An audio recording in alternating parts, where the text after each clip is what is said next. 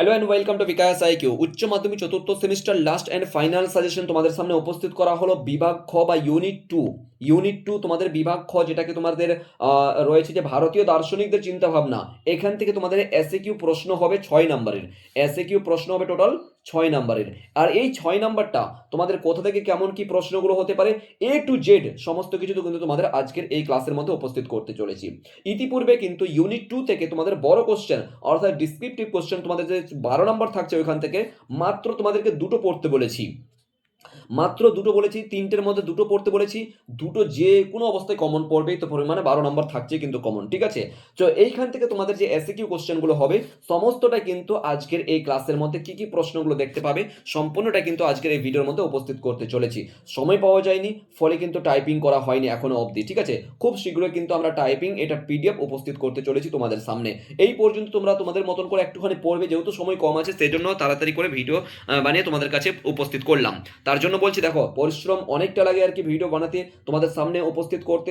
সেই জন্য বলছি, যারা নতুন ভিজিট করেছো অবশ্যই কিন্তু বিকাশ একুকে সাবস্ক্রাইব করবে, কারণ দেখো সাবস্ক্রাইব করতে কোনো পয়সাও লাগে না, জাস্ট একটাখানি ক্লিক মেরে দাও, ঠিক আছে? চলো, অল দ্য বেস্ট। এরপর চলো কি কি কোশ্চেনগুলো দেখতে পাবো। সত্যাগ্রহের প্রধান উপাদানগুলি কি কি, বা কি কি ছিল, বা এরকম প্রশ্ন থাকতে পারে। এক কথায় বলে গেলে সত্যাগ্রহের প্রধান উপাদানগুলি আলোচনা করো, বা কি কি হতে পারে প্রশ্ন, ঠিক আছে? তাহলে 2 নম্বর বা 3 নম্বরের জন্য যথেষ্ট। ওকে, সত্য রয়েছে, অহিংসা রয়েছে। এরপর চলে এসো 2 নম্বর প্রশ্নটা, দেখো কই গেল, এক আর এখানে 2 কোথায় লিখেছে? এগুলো সব স্টুডেন্টকে লেখানো হয়েছে, ঠিক আছে?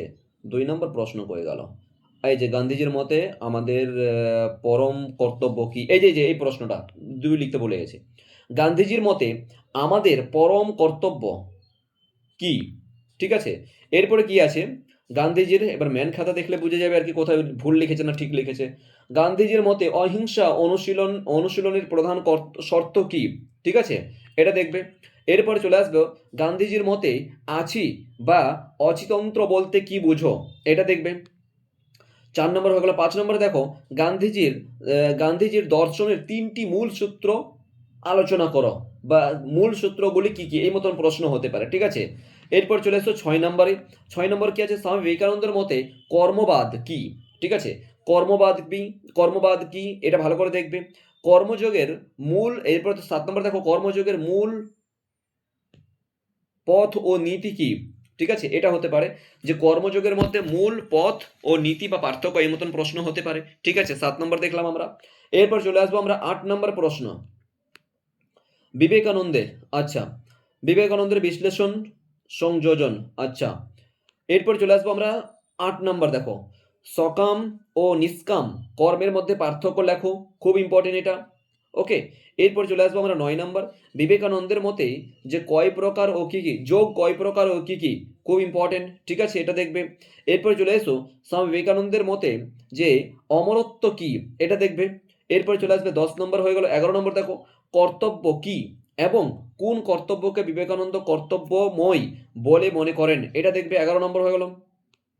12 নম্বর চলে এসো রবীন্দ্রনাথ ঠাকুরের ভাবনায় ঈশ্বর কি, রবীন্দ্রনাথ ঠাকুরের ভাবনায় ঈশ্বর কি, 12 নম্বর হয়ে গেল।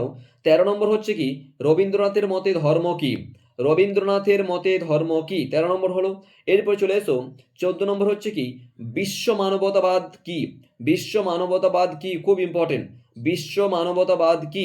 এরপর চলে আসবে রবীন্দ্রনাথের মতে অমিত্ব কি, ঠিক আছে? অমিত্ব কি তোমরা দেখেছো ইতিপূর্বে, চাই তুমি বাংলা বলো, ইংরেজি বলো, অ্যারাবিক বলো, সংস্কৃত বলো, পলিটিক্যাল সায়েন্স বলো, হিস্ট্রি বলো, প্রত্যেকটাই কিন্তু আমরা 40-এর মধ্যে 40, প্রত্যেকটা সাবজেক্টের ক্ষেত্রে কিন্তু আমরা কমন পেয়েছি।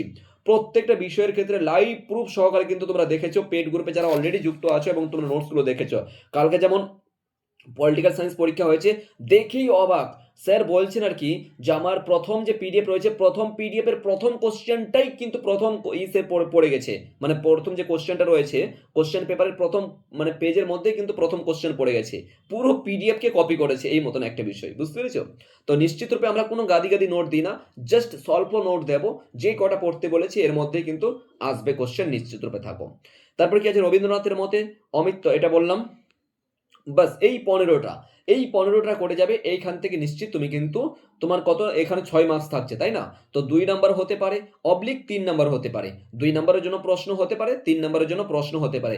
যতক্ষণ পর্যন্ত না নতুন সিলেবাস বা নতুন কোয়েশ্চেন প্যাটার্ন না দেখতে পাওয়া যায়, ততক্ষণ পর্যন্ত কেউ বলতে পারবে না যে না 3 নাম্বার প্রশ্ন হবে না বা 2 নাম্বার প্রশ্ন হবে, 2 নাম্বার প্রশ্ন হবে না, 3 নাম্বার প্রশ্ন হবে, এমনটা বলা যাবে না। ঠিক আছে? তো সেইজন্য বললাম 2 নাম্বার প্রশ্ন হতে পারে, 3 নাম্বারের প্রশ্নও হতে পারে। ঠিক আছে? এখানে টোটাল 6 নাম্বার রয়েছে। তো এই হচ্ছে তোমাদের এসসিকিউ একটা পিডিএফ, তোমাদের যেটা বিভাগ ক থেকে রয়েছিল, বিভাগ খ থেকে রয়েছিল। ঠিক আছে? মানে ইউনিট 2, এখান থেকে কিন্তু এগুলো পড়লে কি যথেষ্ট পরিমাণ তোমরা কিন্তু কমন পেয়ে যাবে। বাস এই কয়েকটা ভালো করে পড়ো।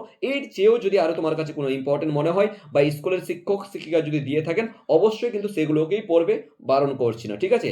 অল দ্য বেস্ট সবাইকে। হ্যাঁ, যারা নতুন ভিজিট করেছো সাবস্ক্রাইব করে নিবে। ঠিক আছে? এবং ডেসক্রিপশনে কিন্তু নাম্বার দেওয়া রয়েছে, হোয়াটসঅ্যাপ করবে নোটস পাওয়ার জন্য। একটা পারিশ্রমিক মূল্য দিয়ে কিন্তু তোমাকে নোটস নিতে হবে। All the best. Thank you so much.